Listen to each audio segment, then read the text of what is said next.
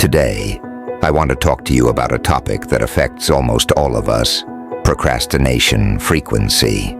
Yes, that nagging habit of putting things off, even when we know it's not in our best interest. You see, over the last 50 years, through the lens of Stoic wisdom and personal experience, I've come to understand procrastination in a very different way. It's not just about being lazy or lacking motivation. No, it runs deeper than that.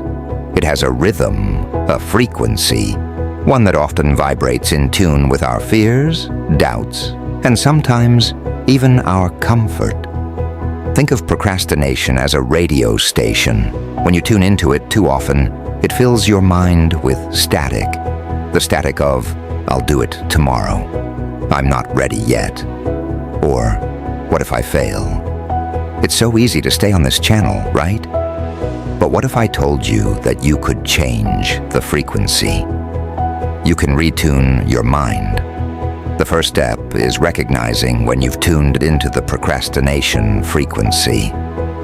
For me, it often comes when I'm overwhelmed or when a task feels too big.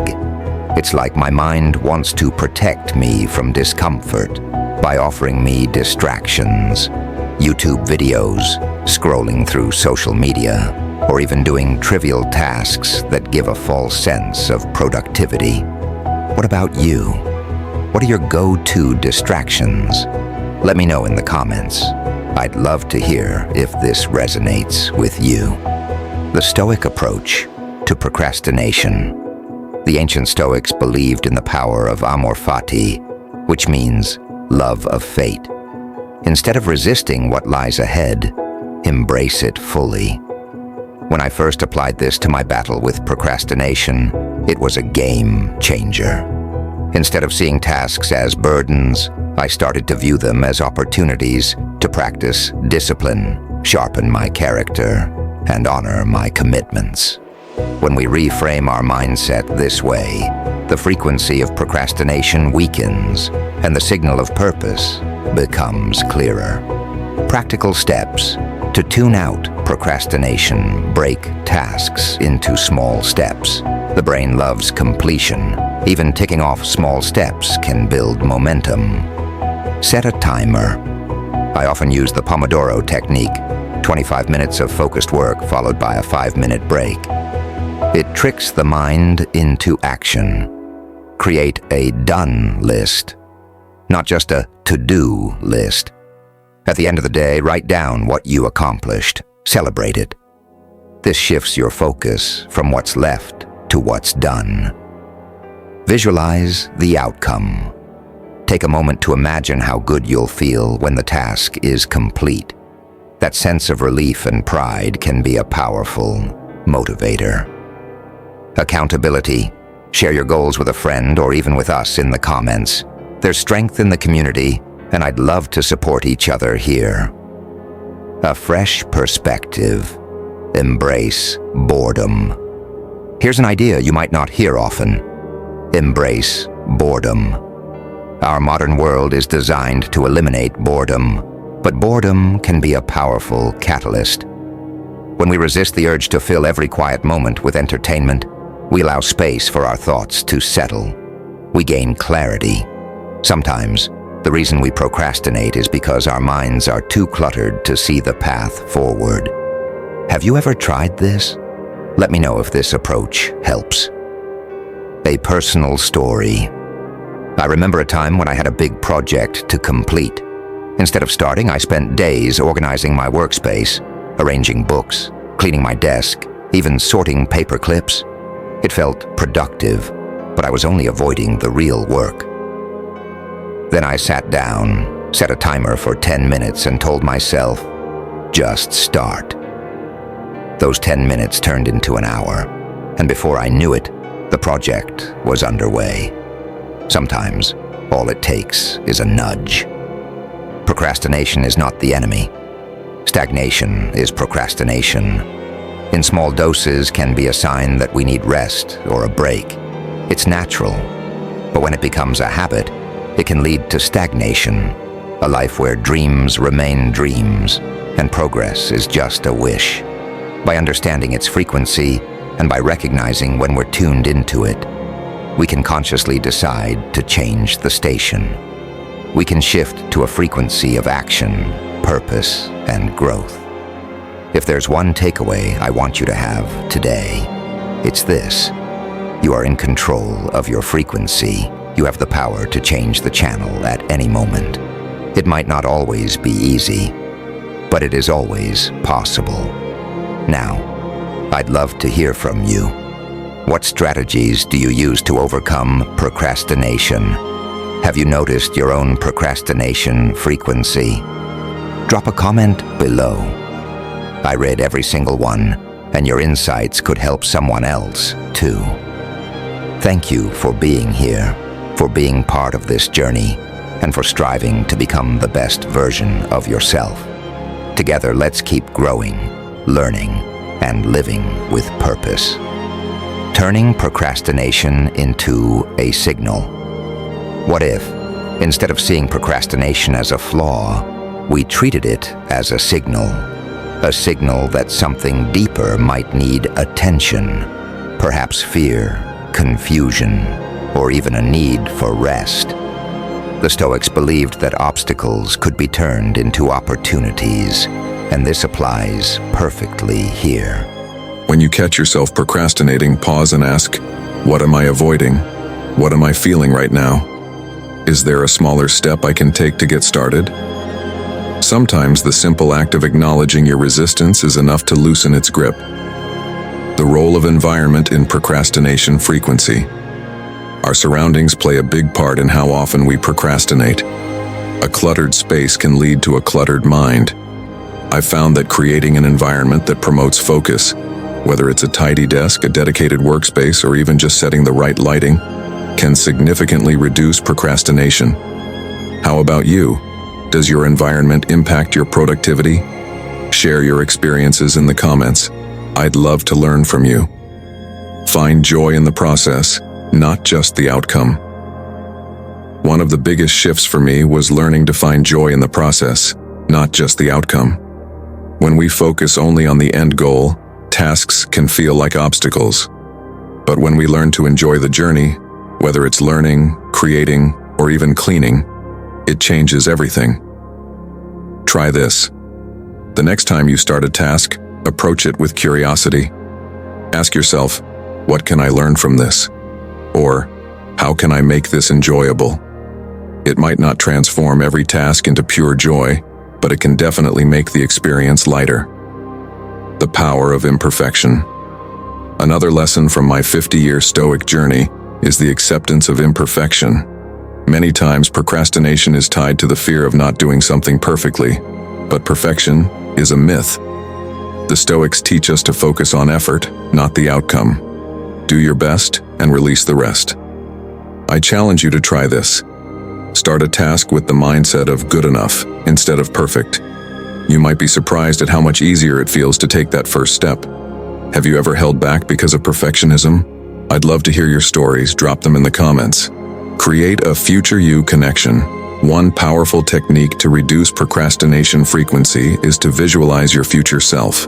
Imagine yourself tomorrow, next week, or even next year. How would your future self feel if you took action today? How would they feel if you didn't? This simple exercise has helped me make decisions with more intention. When I think of my future self, I want to set them up for success, not stress.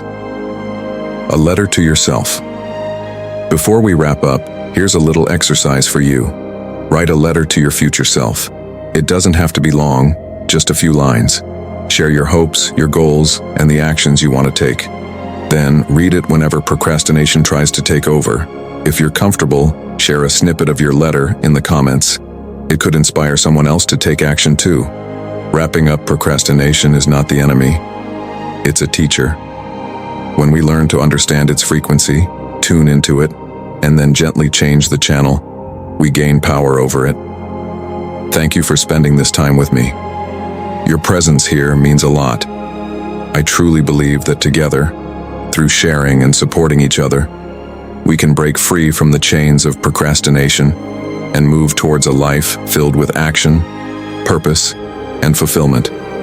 I'm eager to hear your thoughts, your stories, and your own strategies in the comments. Let's keep this conversation going. Recognizing patterns in your procrastination. Frequency.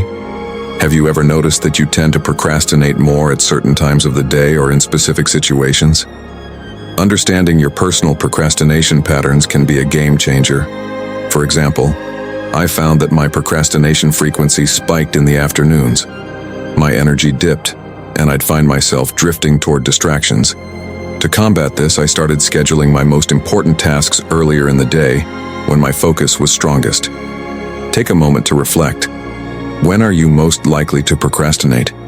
Is it when you're tired, stressed, or maybe when a task feels too big? Share your patterns in the comments. Your insight might help someone else recognize their own. Tiny wins. Building momentum. Sometimes the gap between where you are and where you need to be feels too wide. That's when tiny wins come in handy. Doing something as small as organizing a drawer, responding to one email, or even just setting up your workspace can create a ripple effect.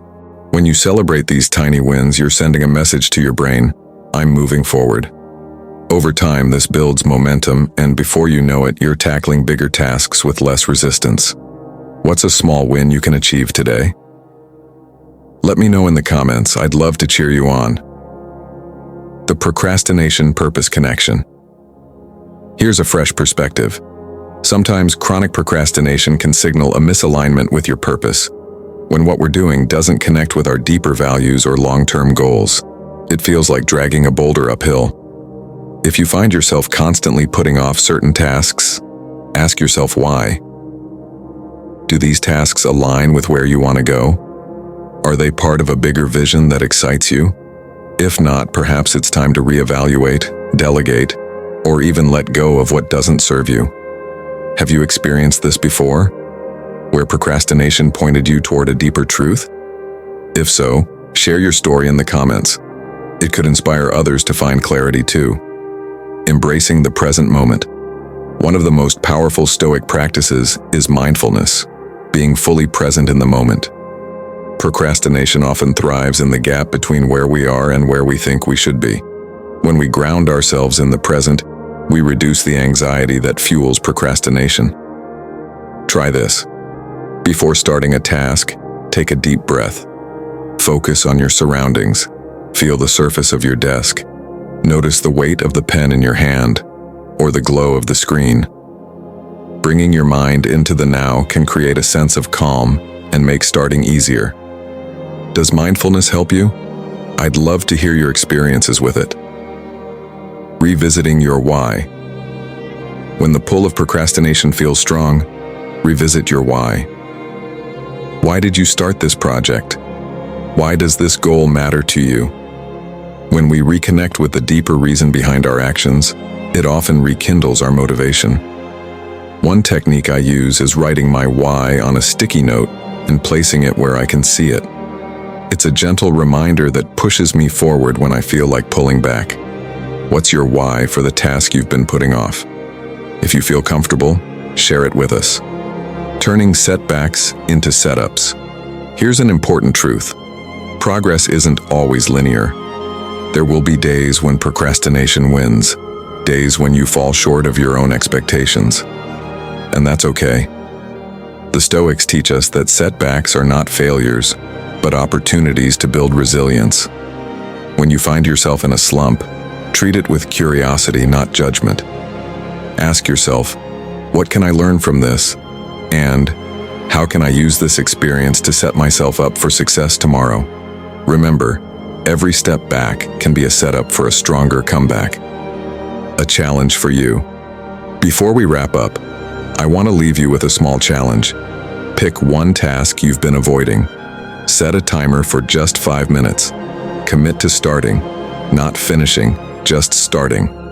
When the timer goes off, decide whether to continue or take a break. More often than not, you'll find that starting was the hardest part. If you take on this challenge, let me know how it goes. I'd love to celebrate your progress with you. Final thoughts. Procrastination is not a sign of weakness. It's a signal, a reminder to slow down, to recenter, and to reconnect with what truly matters. By understanding its frequency, and by learning to listen to it without letting it control us, we can transform procrastination from a barrier into a bridge. Thank you for spending this time with me. I appreciate your presence, your openness, and your willingness to grow. Let's continue this journey together, sharing, supporting, and lifting each other up. I can't wait to read your thoughts, stories, and strategies in the comments. You never know. Your words might be exactly what someone else needs to hear today. The value of self-compassion. One thing I've learned over the years is that harsh self-criticism often fuels the procrastination cycle. When we beat ourselves up for not being productive, it creates a negative loop. Guilt leads to avoidance, and avoidance leads to more guilt. Instead, try practicing self-compassion. When you notice yourself procrastinating, treat yourself with the same kindness you'd offer a friend. Acknowledge the struggle, but don't dwell on it. Say to yourself, "It's okay. I'm human. I can try again." This gentle approach not only softens the blow of setbacks, but also creates a safe mental space to move forward. What do you say to yourself when you're struggling with procrastination? Share your affirmations in the comments. They might become someone else's go-to mantra. When procrastination is a sign of burnout. Sometimes, procrastination isn't about laziness or lack of discipline. It's a red flag for burnout. If you're constantly tired, feeling unmotivated even for things you love, or finding it hard to focus, it might be your mind and body asking for rest. The Stoics valued balance. They believed in hard work, but also in the necessity of rest and reflection.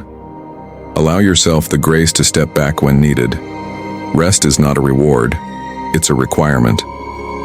Have you ever experienced this kind of burnout-driven procrastination? How did you handle it? I'd love to hear your story. Harnessing the power of deadlines. A practical strategy I've used to reduce procrastination frequency is setting deadlines. Not just external ones, but internal ones too. Self-imposed deadlines can create a sense of urgency. However, make sure they're realistic. Instead of saying, "I'll finish this project by tomorrow," break it down. "I'll complete the outline today, write the introduction tomorrow, and finish the rest by the end of the week." When you break big tasks into smaller, time-bound chunks, you make progress more manageable and less intimidating. What kind of deadlines work best for you? Short and frequent, or longer and more flexible? Let me know. The beauty of accountability. One of the best ways to overcome procrastination is through accountability. When you share your goals with someone else, it creates a gentle pressure to follow through. You could find an accountability partner, join a group, or even share your goals here in the comments. We can support each other. I'd love to see what you're working on and cheer you on along the way. A fresh perspective. Embrace productive procrastination. Here's a twist. Not all procrastination is bad. Sometimes when your mind resists a particular task, it might be nudging you towards something else that also needs attention. This is called productive procrastination. Instead of forcing yourself to work on something that feels stuck, shift to a different productive task. Clean your space, organize your files, or do a smaller task that gives you a sense of achievement. This can create a productive flow that eventually brings you back to the original task with renewed energy. Have you ever used productive procrastination to your advantage? I'd love to hear how it worked for you. Procrastination and decision fatigue. A less talked about reason for procrastination is decision fatigue. When our brains are overwhelmed by too many choices, it becomes hard to take action. One strategy to combat this is to reduce unnecessary decisions. Plan your day the night before, choose your outfit in advance, or simplify your meal choices. The fewer decisions you need to make, the more mental energy you'll have for important tasks. How do you handle decision fatigue? Do you have routines or habits that help? Share them with us. Visualization, seeing yourself in action. A powerful mental trick to reduce procrastination is visualization. Instead of imagining the stress of starting a task, visualize yourself completing it with ease. Picture the satisfaction, the relief, and the sense of accomplishment. This simple practice can shift your mindset from resistance to readiness. It creates a positive association with the task and makes taking the first step less daunting. Try it out and let me know if it works for you. The 5-minute rule. When procrastination feels strong, try the 5-minute rule. Tell yourself, I'll work on this for just 5 minutes. Often, the hardest part is starting. Once those 5 minutes are up, you might find that you want to keep going. And if not, that's okay. You've still made progress. Give this a shot and share your experience. Did those 5 minutes turn into more? Procrastination is a complex habit, but it's not unbeatable. By understanding its frequency, embracing its lessons, and applying practical strategies, we can learn to navigate through it with more ease and less guilt. Thank you for being part of this conversation. Your presence, your stories, and your insights make this journey so much richer. Please share your thoughts in the comments. What strategies help you? What challenges do you face? Let's continue to support each other and grow together. The role of curiosity in overcoming procrastination. One of the best tools I've discovered over the years is curiosity. When procrastination hits, instead of reacting with frustration, approach it with curiosity. Ask yourself, why am I avoiding this? What am I feeling right now? What would make this task more enjoyable? This shift in mindset transforms procrastination from a problem to be solved into a puzzle to be explored. It takes away the pressure and invites a gentler, more inquisitive approach to getting things done. Have you ever tried this approach? What questions do you ask yourself when you feel stuck? Share in the comments. I'm always looking to learn from you. From procrastination to prioritization. Procrastination often stems from a lack of clear priorities. When everything feels equally important, it's easy to freeze and do nothing. One technique I found helpful is the Eisenhower matrix, which divides tasks into 4 categories. Urgent and important. Do these tasks first. Important but not urgent. Schedule them. Urgent but not important. Delegate if possible. Not urgent and not important. Consider eliminating these tasks. By categorizing tasks this way, I reduce overwhelm and focus my energy where it matters most. How do you prioritize your tasks? Do you use any specific tools or methods? Let us know in the comments. Your method might help someone else. Turning fear into fuel. A common root of procrastination is fear. Fear of failure, fear of judgment, or even fear of success. The Stoics believed in confronting fears head-on, seeing them as opportunities for growth. One exercise I use is fear setting, inspired by Tim Ferriss. Instead of just goal setting, write down your fears. Then outline the worst-case scenario, how you could prevent it, and how you would recover if it happened. Often, seeing your fears in black and white reduces their power. And once that fear shrinks, so does the urge to procrastinate. What fears hold you back the most? If you feel comfortable, share them in the comments. There's strength in vulnerability, and your story might resonate with others. The power of public commitments. Making your goals public, whether to friends, family, or even in the comments here, can add a layer of accountability. When others know what you're aiming for, it creates a healthy pressure to follow through. I've seen this work wonders, not only in my own life but also for many others. Even a simple comment like, "Tomorrow I'm starting that project," can set the wheels in motion. What goal would you like to commit to today? Share it with us and we'll cheer you on. The art of rewarding yourself. We often procrastinate because the reward feels too distant or unclear. The Stoics might not have focused on rewards, but they did value celebrating progress. Create small rewards for completing tasks. It could be as simple as enjoying a cup of your favorite tea, taking a short walk, or watching a quick episode of a show you love. Rewards create a positive feedback loop, making future tasks feel less daunting. What kind of rewards work best for you? Share your ideas. I'm sure others would love to hear them too. Learning from nature. The rhythm of effort and rest. Nature has seasons, times of growth and times of rest. As humans, we thrive when we honor our natural rhythms too. The Pomodoro technique, which involves working for 25 minutes and then taking a 5-minute break, is a great way to align with this rhythm. This method not only keeps you focused but also gives your mind the rest it needs to stay sharp. It's a reminder that rest is part of productivity, not the enemy of it. Have you tried the Pomodoro technique or something similar? How did it work for you? I'd love to hear about it. Embracing the beauty of small steps. One of the biggest lessons I've learned is the power of small steps. When a task feels too big, break it down until the first step feels almost too easy. For example, if writing a report feels overwhelming, start by just opening the document. The next step could be writing the title, and then jotting down a few ideas. Before you know it, momentum builds, and you're deep into the task. What's a small step you can take today to move forward? Share it with us. You might inspire someone else to take their own first step. The magic of reflection. At the end of each day, take a moment to reflect.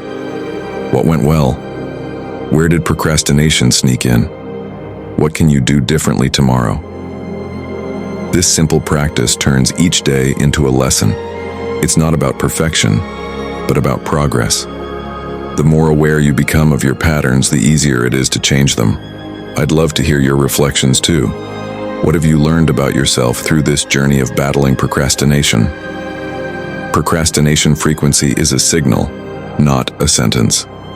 By listening to it, understanding it, and applying gentle strategies, you can transform it from a stumbling block into a stepping stone. Thank you for being here, for showing up for yourself, and for being part of this community. Your voice matters, and I'm truly grateful to share this space with you. Let's keep this conversation going. Share your thoughts, your stories, and your victories. We're all in this together, and together, we can turn procrastination into progress. A gentle reminder: progress over perfection. Before we wrap up, I want to leave you with one final thought.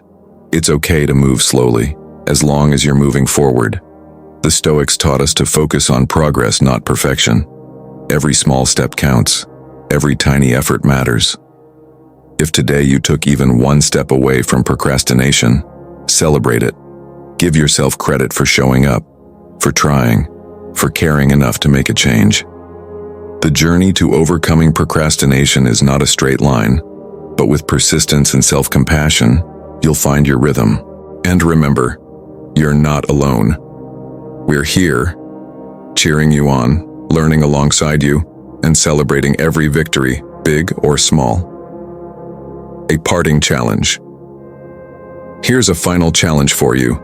Identify one task you've been putting off. Set a timer for 5 minutes and start. When the timer goes off, come back to this video and share your experience in the comments. Let's create a ripple effect of action, inspiration, and encouragement. Your story could be the spark someone else needs to take their own first step. Thank you for joining me today, for investing in yourself, and for being part of this amazing community. I can't wait to hear from you, your thoughts, your stories, and your breakthroughs. Until next time, keep moving forward, keep sharing, and keep shining.